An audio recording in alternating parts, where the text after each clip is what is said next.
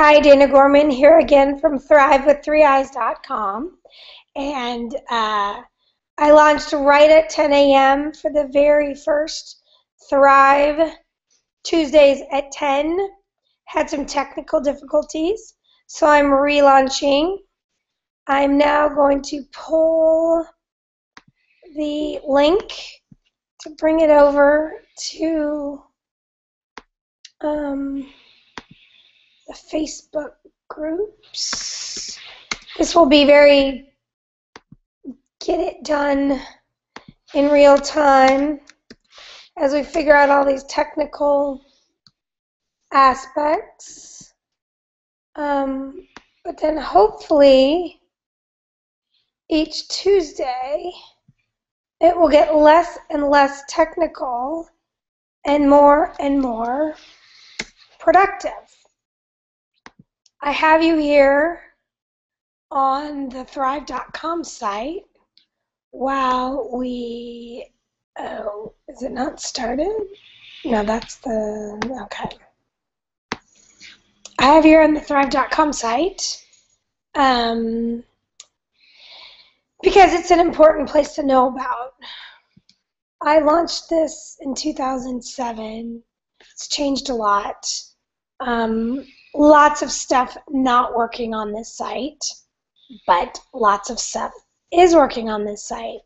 For example, this right here is the beginning of a 14-hour interview I did with Dr. Klinghardt in 2006, I believe. Still great information. These right here are links to, hi Andy. My family doesn't know that they need to be quiet from 10 to 11 on Tuesdays yet. These are videos. I would tell anybody trying to heal to start with this video, progress to this video, and go to this video. Since I did these videos, I've done about 3 other presentations at my summits that should help fill in some of the blanks. This is the THRiiVE Top 10. If anybody pops in here, I don't know if I'm going to be notified or not, and no viewers, but you know what?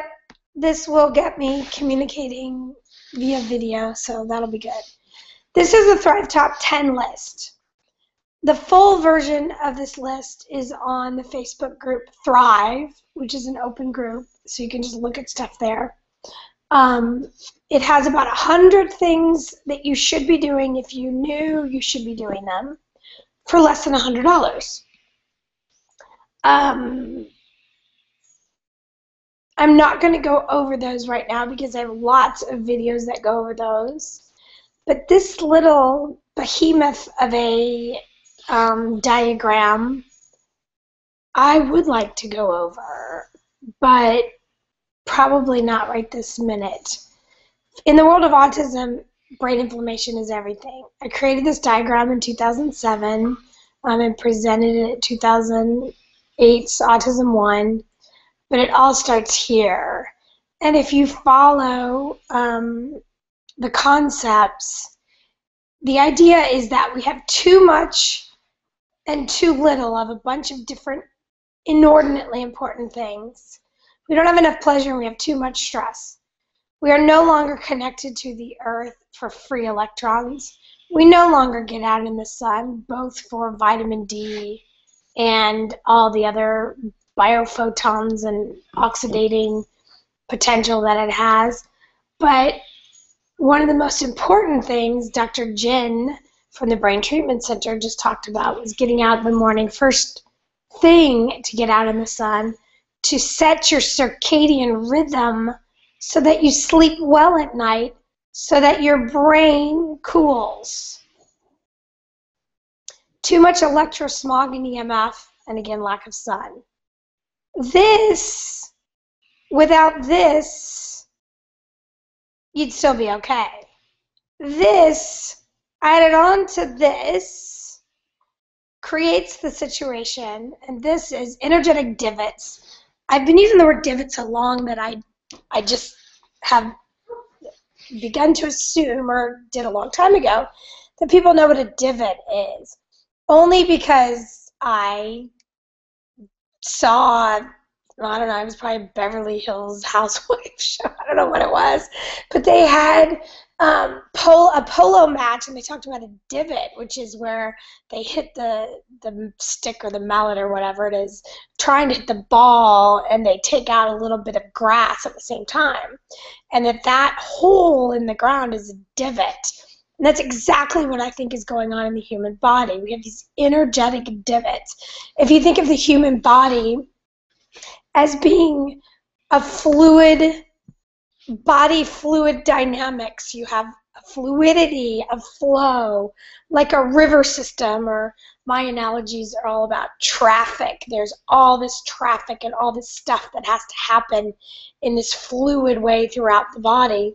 And whenever you have an energetic divot, meaning a place that stops that flow, and it can be physical, it can be emotional, it can be psychological, and it can be spiritual, these flow blocks are where, when you have your inevitable toxic microbe exposure, food that isn't food, drinks that aren't drinks, and shots, as in vaccines, this divot sets the stage for this to create this, and I call this the flow causal wheel. This is where the world of autism spends 90% of their time. They've been figuring this out, and of course this out, but this is where 90% of the energy goes, when this is where 90% of the energy should be spent, in my humble opinion. And this is the top 10 list. So toxic metal burden accumulation, immune inflame burden accumulation, microbial burden accumulation. So imagine your divot, which is this lack of flow of energy, creating a spot for a nest of microbes that absorb toxins and metals that your body fights with an inflammatory response, but that it just accumulates. This just accumulates and accumulates. My belief is that cancer is not cancer, but cancer is a divot that's got a nest, is my belief. So as this builds in the system, and this causes flow issues in a fluid dynamic sense, it then begins to create multiple organ inefficiencies, gut dysbiosis, and nutritional deficiencies. This is another place that they focus instead of over here or over here. This was actually progress to focus here versus just here, other than the gut dysbiosis, of course. And this actually, okay, let me rephrase that. Everybody focused on the nutritional deficiencies, but we're ignoring that they're hypothyroid, adrenal fatigue, the kidneys are not functioning well, the liver's not functioning well, the pancreas is on its last leg. Nothing to support this, just assuming that the deficiencies could go right in and do their job. And of course, the gut is a mess, and we know that. And the gut is a mess because we don't eat food and we don't drink water. So then this builds to inefficient genetic expression. This reminds me of one time when I was meeting with, hi to the two people who are there, hey, who's ever there, try the group chat and see what we get there, because this is kind of I'm jabbering because we don't have all the logistics figured out. So come over to the group chat and just tell me you're there. Okay, so this inefficient genetic expression, I still distinctly remember the time over a decade ago when I was hanging out with Gary Gordon, who is one of the most amazing globalist doctors I've ever met. He's 80. All of my big doctors have gotten stuff from him over the years. He founded ACAM, the American College for the Advancement of Medicine, where like Kenneth Bach came from. Anyway, he's a big. And I was sitting down with him because he had just partnered with Yasko, who had all this genetic stuff that people were super excited about, which is now the like 23andMe put through a geneticgenie.org type of thing. But anyway, he sat down with me and he said, Dana, here's the deal. We're all one big bag of genetic inefficiencies. They're not genetic mutations because none of us are optimal in our genetic presentation. But that as our epigenetic, which means the layer of stuff that controls which genes present and give us enzymes and which ones don't, as that epigenetic load increases, our genetic expression worsens, and the whole cycle is increased in its inefficiency. So you have this, it builds this inefficient genetic expression on an epigenetic control level. This results in your total body burden eclipses your detox sequestering capacity. And this one right here, the biggest thing I like for people to shift in their thinking is we have ways of sequestering, which means controlling what it does by binding it up and encapsulating it, basically. Toxins, microbes, metals. We do it with fat. We do it with tumors. We do it with cholesterol. We do it with a bunch of different parasites do it. The bigger the bug, the more little bugs and more crap it has inside of it. So my goal for this one is for people to understand that if you go about trying to limit or eliminate the things that are sequestering or protecting you from other things that are worse, you better have a plan.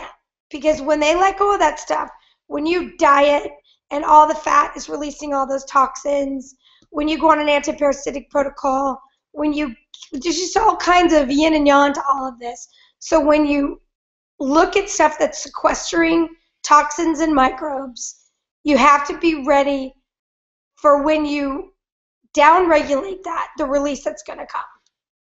And binders is what you need to think about. A lot of people mistakenly call it chelation, when really chelation just means to bind. There's certain chelators that will mobilize, which brings things out of the system, that increases your bioavailable burden, but most of it is binding in nature. Your charcoals, your destroxin, your chlorellas, which, by the way, if you take chlorella, no vitamin C, because it will break that bond. Okay, brain responds from a place of overload, including multiple neurotransmitter deficiencies. And then this results in limiting input by wearing a mask of autism and all the other social challenge limiting diagnoses. It's interesting because after Autism 1, before Dr. Jen at the Brain Treatment Center presented, I sat down with them and I said, be ready, because after you tell an audience of people that almost 50% of the kids were totally recovered from autism in 10 weeks, you're not going to be able to sit here with people and just hang. So we had gone to see him a couple of years ago. We had done the treatment. My son was determined a non-responder, but I wanted to come back and revisit the situation. So we did that on the Tuesday after Autism 1. And we had talked about brain inflammation.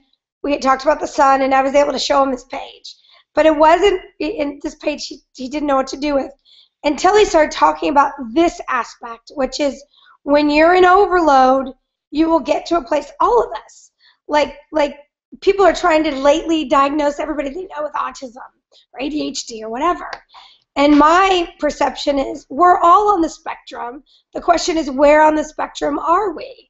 I could take the most neurologically organized person on the planet and I could put him on the 405 at 5 o'clock and I could say, now go from downtown LA to either the Valley or San Diego and not feed him all day, not give him water, and not give him sunglasses. And by the time they get there, they're going to be on the spectrum, on the side of autism. It's all neurotransmitter. If we have the neurotransmitters that we need to do the things we need, then we appear less autistic or with autism. When we run out of those neurotransmitters that we need for certain tasks, that all changes. So we avoid these negative experiences. And this is when Dr. Jin went, whoa, wow, you really get it. So I'm actually excited that I'm probably going to be able to work with them a little bit. They've agreed to redo the trial with my son. But I'm just jabbering. We have 3 people. Geez, I wonder who you guys are. Why don't you go to the group chat? You chat here. I don't know why I don't want to have my face be on here. But bottom line, lots to learn, lots to discuss. We'll go back to the THRiiVE Top 10 list. These are all videos. You just click right on them. This is at the THRiiVE site. Who's over here trying to contact me? Okay. I wonder if this link is working, is my only. Let me do it over here and see what happens. Does this make you live? Can I comment? Share? So let me see, I'm testing whether or not you can comment. Chat here.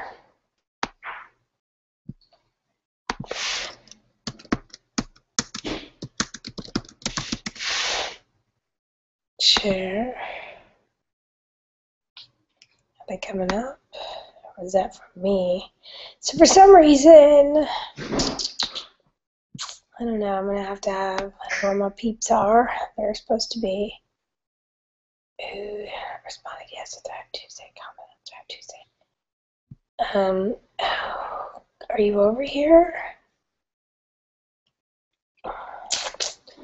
I don't know what to do about that. But, what else can I share with you guys? You know what? I'm just going to go into the story of this gentleman here. One of the things that I've done over the last, since 2007, 7 years, is I have done summits out at geckoranch.org, and then the last 2 I've had at our home here in California. I've done 11 of them. The THRiiVE Top 10 list evolved out of, I can't scroll there. The THRiiVE Top 10 list evolved out of the summit process. It really was my son's journey, and I was so frustrated as I went to all these big doctors, and on the 3rd appointment they would say, oh, make sure you tap, because tapping before and after you take your key summits 3 times a day. I think Dr. Klinghardt said, look, I got 2 kinds of patients. I got the ones that heal and the ones that don't heal. The ones that heal tap before and after supplements at least 3 times a day. Dr. Amy Dirksen, show Dana the tapping technique. That's how I learned the tapping technique. And this situation was repeated over and over and over with all these big doctors, where on the 3rd appointment they would teach me something that I'm like, how in the world did you not hand me a sheet with that on it the first day? That's just not how they roll. So this top 10 list, and I wish I had a copy of the Evolve version here, but this site was, I had like 10,000 links to pages, and then Mac went dark about 3 years ago, and it's just me doing all of this, so I didn't have the energy to load them all over again. But I will, it's coming, it's coming. But there's an extended version of this that has all that on it. But back to Dr. Klinghardt. So I've had 11 of these summits. We did the THRiiVE Top 10 list in 2007. I've worked on multiple projects in the meantime.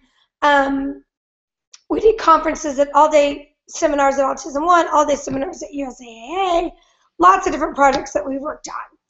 But Dr. Klinghardt, for my last summit, number 11, you know, I don't want to do this story right now. It exhausts me to think about it, but I will do it at some point. But maybe I should just do it. You know what? I'm just going to do it. Get out of the way. So summit number 10 was on CCSVI. Dr. Klinghardt seemed excited that it might be a solution for my son. It turns out that the top people who came to my home to talk about CCSVI said, no, he's not a candidate. Wouldn't go into too much detail. But at that point, he was 12, and the youngest they'd ever done is 16. So I have suspicions that it was political in nature, that they just didn't want to deal with telling a kid that they needed it and then saying, but we aren't prepared for the political ramifications of doing it.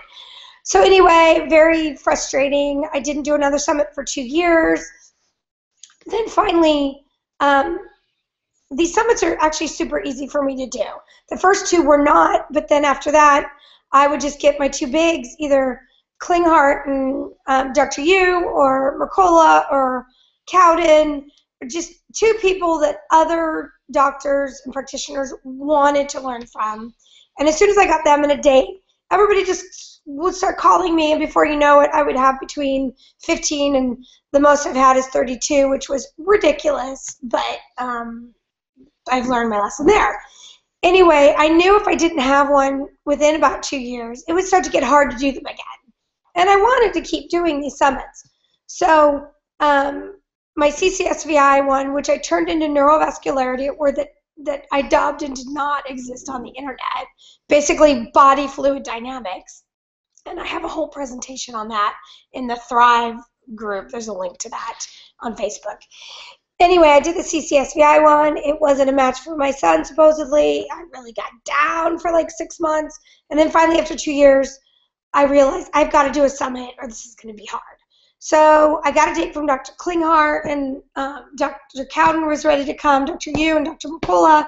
So I said to Dr. Klinghart, who do you want to come? And he said, I want Carrie Rivera to come. And I'm like, okay. I had heard the name because she had reached out to me about 3 years ago on Facebook, and we had, gone back and forth nicely. It was very nice, but it just never clicked, and I was kind of on the out of commission mode right then anyway. I actually looked up her picture on Google, and she has the black shirt, and she's just such a hottie, and I thought, oh my gosh, Dr. Klinghart wants her, but that wasn't why. He wanted her here because she's written this book called Healing the Symptoms Known as Autism, and a lot of parents are having success doing her protocol as listed in her book. So I discover all this stuff. I call her. It's only 3 weeks before the event. My hope was to get her on Skype. She actually bought a plane ticket and came out. So we spent 3 weeks really bonding, really connecting at a really good level, exchanged 4,200 emails. I was excited about the protocol, thinking it might be something I could do with my son after the summit and after we figure out some things. We paired it with cannabis. We had a day on MMSCD with Carrie. She, when I asked Dr. Klinghart, how long do you want to give her to speak? He said, give her as long as she wants. I really want to understand what she's doing. Beyond that, I didn't talk to Dr. Klinghart. I knew nothing about this. But got excited about the protocol, went into the CD autism group and started just looking around at stuff, started answering some questions, because it did seem like the THRiiVE focus was so different than the CD focus that there were some missing data points that we had from our 10 summits.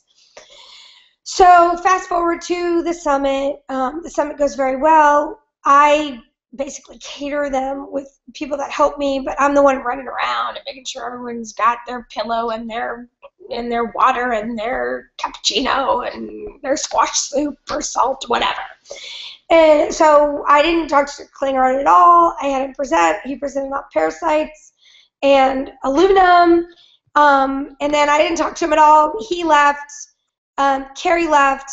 Carrie and I continued to communicate a great deal because I warned her at one point. I said, I really feel like the people from THRiiVE are in a great position to help you take this protocol to the next level.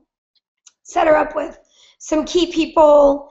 Dr. Klinghart was ready to be of service. And because of my participation in the CD groups, I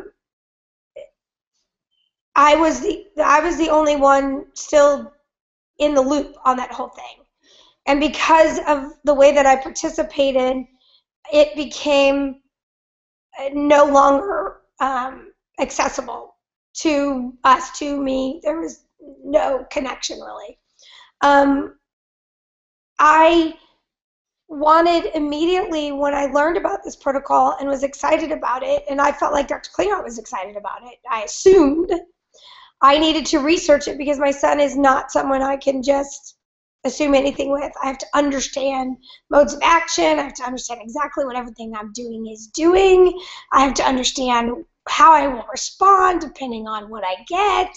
So I did research. I also called one of my good friends who has been out to my ranch and has a child very similar to my son.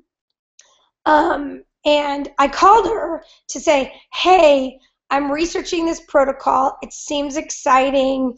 I'd like to see if you'd like to do it with me, once I have it figured out better. She told me, Dana, I've been doing it for 16 months. It's the best thing I've ever done with my son. I was like, whoa, that's super exciting. But I was surprised, because at this point I had been monitoring the posts long enough to recognize that there were some challenges I felt, not with the core of the protocol at that point, but if there were certain types of responses, what you did next. And it all came from, the 12 and a half years of detox with THRiiiVE Klinghardt experience that I had. So I was surprised that she had done it and was with her very, very fragile son and having such great success. And then she started going, I said, but have you done any adaptations?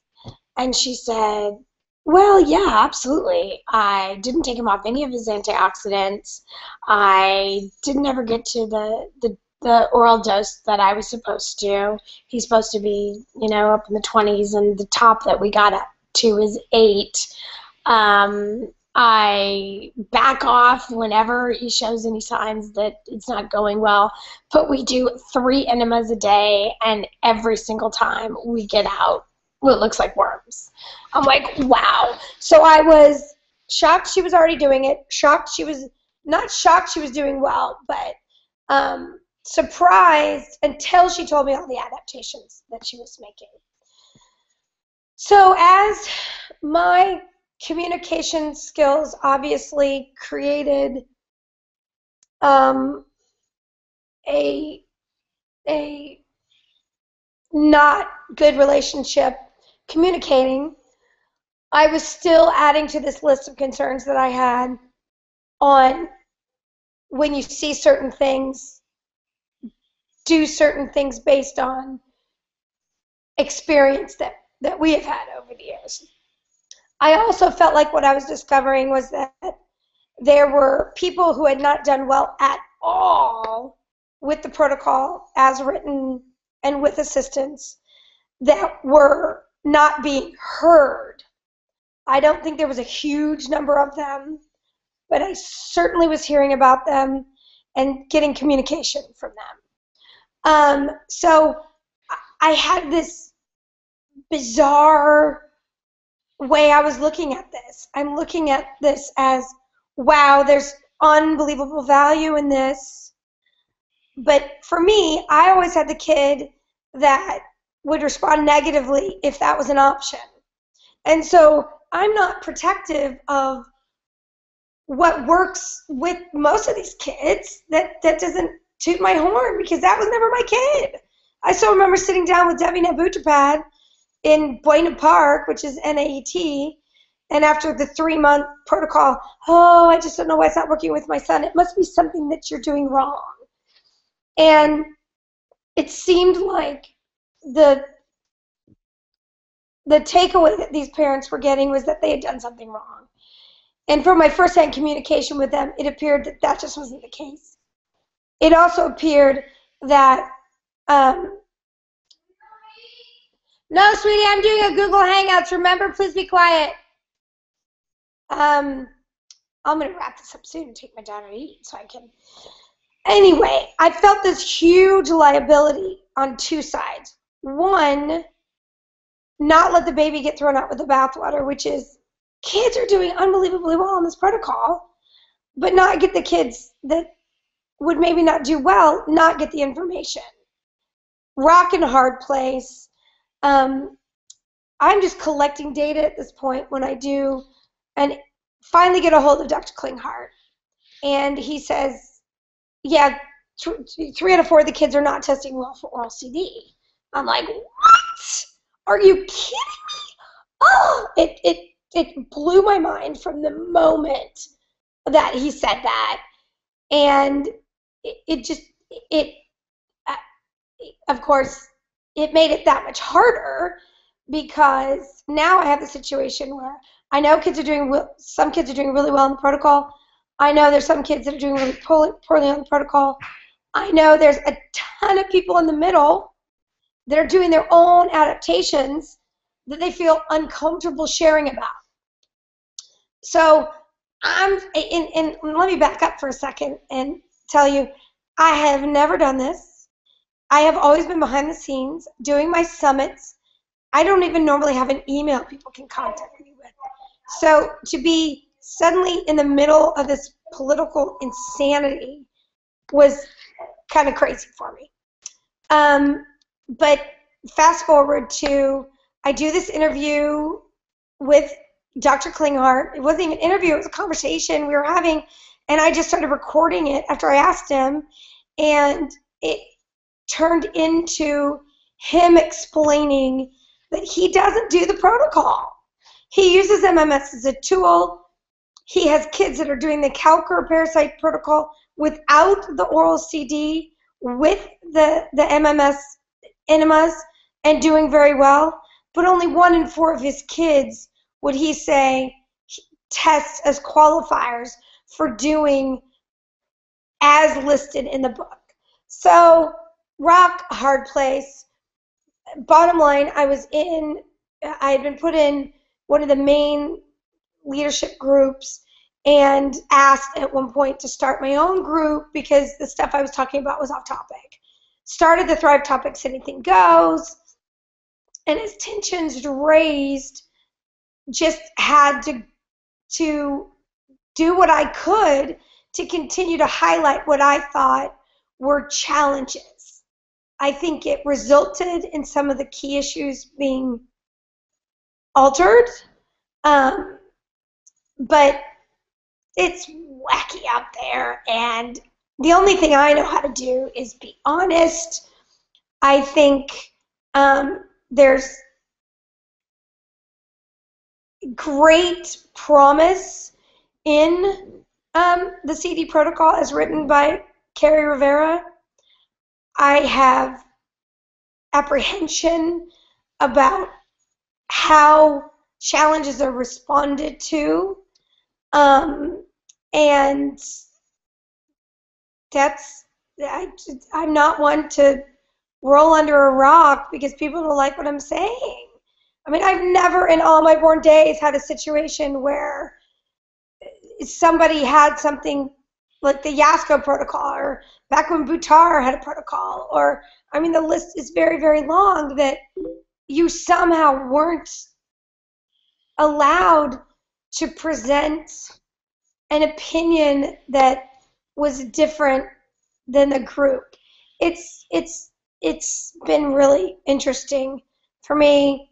I don't know that I'll even be able to leave this video up, but people now have asked me, where did this group come from, and how did this all happen? And that's pretty much the history of that. So I think I'm going to stop now and leave this up for a while and see what happens. But on this same channel is the interview that I did with Dr. Klinghardt. On my THRiiiVE Topics Anything Goes page is the 20 concerns, which are now actually 27. They've definitely addressed some of them, no question. And there you go. Now fast forward to Autism 1. I'm persona non grata. But at 1 o'clock in the morning, first night, a 6-year-old woman, mom of a 30-year-old, stopped me on the elevator to say, Dana, thank you so much. I've been following your work for 8 years, but I have to tell you, My 30-year-old had gotten down to 80 pounds, and since we thought he was going to die, we just decided to go for it with the CD protocol, and now he's up to 104 pounds. It's been amazing. But then, of course, when I asked her a few details, she had totally adapted it. So there's a lot there, and I don't want it to seem like I don't see that. But anyway, I wish you all the best today, and hopefully by next week we will have less technical difficulties. Have a great day. Oh, and autismfest.com, keep your eye on it.